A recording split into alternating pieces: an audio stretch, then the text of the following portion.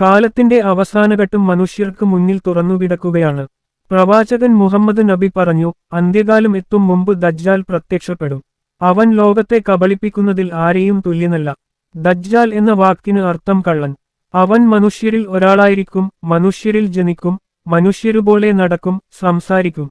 പക്ഷേ അവന്റെ മനസ്സിൽ ദൈവത്വത്തിനുള്ള ഭ്രാന്ത് നിറഞ്ഞിരിക്കും. അവൻ പറയുന്ന ഓരോ വാക്കും കപടതയിൽ പൊതിഞ്ഞിരിക്കും. അവൻ ബാല്യകാലത്ത് തന്നെ വ്യത്യസ്തനാകും. മറ്റു കുട്ടികൾ കളിക്കുമ്പോൾ അവൻ വലിയ കാര്യങ്ങൾ ചിന്തിക്കും. ലോകം തന്നെ കീഴടക്കണമെന്ന് അവൻ സ്വപ്നം കാണും. കാലം കടന്നുപോകുമ്പോൾ അവൻ അത്ഭുതങ്ങൾ കാണിക്കാൻ തുടങ്ങും. മഴ വരുത്തി കാണിക്കും, മരിച്ചവരെ ജീവനുള്ളവരാക്കുന്നതുപോലെ കാട്ടും. അവൻ പറയും, ഞാനാണ് നിങ്ങളുടെ ദൈവം. മനുഷ്യർ അവന്റെ കാഴ്ചകൾ കണ്ടു വിസ്മയപ്പെടും. അവന്റെ വാക്കുകൾ മയക്കുപാടും പോലെ പ്രവർത്തിക്കും. പാവപ്പെട്ടവർ സമ്പന്നരാകും, രോഗികൾ സുഖം പ്രാപിക്കും, ഉണങ്ങിയ നിലം പച്ചയായി മാറും. മനുഷ്യർ പറയും, ഇവൻ തന്നെയല്ലേ ദൈവം? പക്ഷേ വിശ്വാസികൾ തിരിച്ചറിയും, ഇത് ദൈവത്തിന്റെ പരീക്ഷയാണ്. ദജ്ജാലിന്റെ രൂപം വിചിത്രമായിരിക്കും. അവന്റെ ഒരു കണ്ണ് കുരുടായിരിക്കും, മറ്റേ കണ്ണ് തീയുടെ പോലെ തിളങ്ങും. നെറ്റിയിൽ കാഫിർ എന്ന് എഴുതിയിരിക്കും, അതായത് അവിശ്വാസി.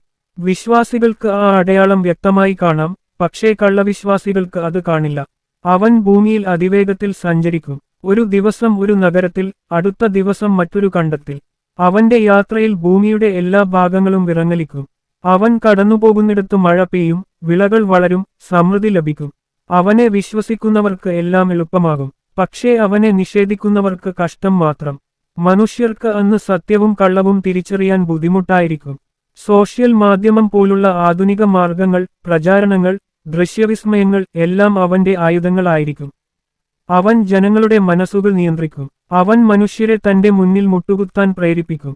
ലോകം ഭയത്തിന്റെ പിടിയിലായിരിക്കും. ദജ്ജാൽ സൈന്യവുമായി മുന്നേറും. അവന്റെ കൂട്ടത്തിൽ ആയിരക്കണക്കിന് ആളുകൾ ഉണ്ടാകും. കള്ളപ്രവാചകന്മാർ, വഞ്ചകർ, പിശാചുകൾ, രാഷ്ട്രീയ ശക്തികൾ, മാധ്യമപ്രവർത്തകർ എല്ലാം അവന്റെ നിയന്ത്രണത്തിൽ. ലോകം മുഴുവനായി അവന്റെ പേരിൽ സംസാരിക്കും. സത്യവിശ്വാസികൾ പലയിടങ്ങളിലും ഒളിച്ചിരിക്കും. അവരെ വേട്ടയാടും, പീഡിപ്പിക്കും, കൊന്നൊടുക്കും. എന്നാൽ രണ്ടു നഗരങ്ങളിൽ അവന് കടക്കാനാകില്ല, മക്കയും മദീനയും.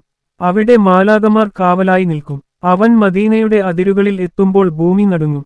അവന്റെ കൂട്ടത്തിൽ ഉള്ള കപടന്മാർ ഭയന്ന് പുറത്തേക്ക് ഓടും. ദജ്ജാൽ അവിടെ നിന്ന് മടങ്ങും. അവന്റെ കണ്ണുകളിൽ തീയും കോപവും നിറയും. അവൻ ശം എന്ന സ്ഥലത്തേക്ക് പോകും, അതാണ് ഇന്നത്തെ സിറിയയുടെ ഭാഗം.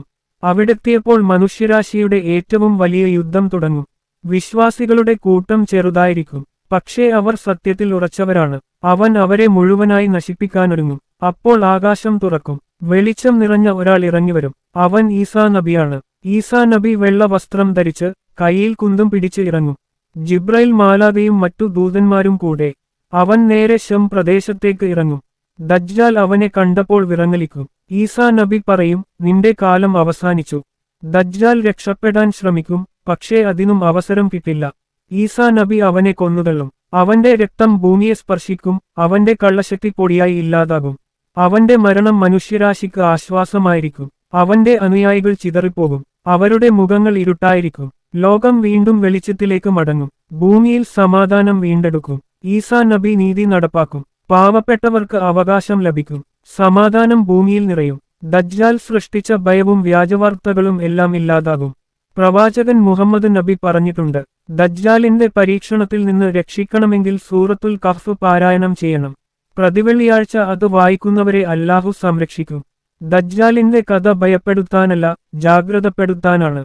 ഇന്ന് നമ്മൾ കാണുന്ന ലോകം, വ്യാജവാർത്ത, കള്ളപ്രചാരണം, അന്യായം, അധികാരലാലസം എല്ലാം ദജ്ജാലിന്റെ കാലത്തിന്റെ പടിവാതിലാണ്. സത്യത്തിൽ നിന്ന് മാറുന്ന ഓരോ ചിന്തയും ദജ്ജാലിന്റെ വശത്തേക്ക് നീങ്ങുന്നൊരു പടിയാണ്. ദജ്ജാൽ ഒരു വ്യക്തി മാത്രമല്ല, ഒരു ചിന്തയുമാണ്, ഒരു വഞ്ചനാശക്തിയും. അത് മനുഷ്യരുടെ മനസ്സിൽ വളരുന്ന ഒരു രോഗം പോലെയാണ്.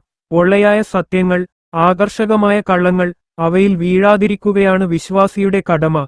അവന്റെ കഥ നമ്മെ ഓർമ്മപ്പെടുത്തുന്നു, ദൈവം ഒരാളാണ്, അല്ലാഹു മാത്രം. അവൻ സൃഷ്ടിച്ചതുപോലെ തന്നെയാണ് ലോകം.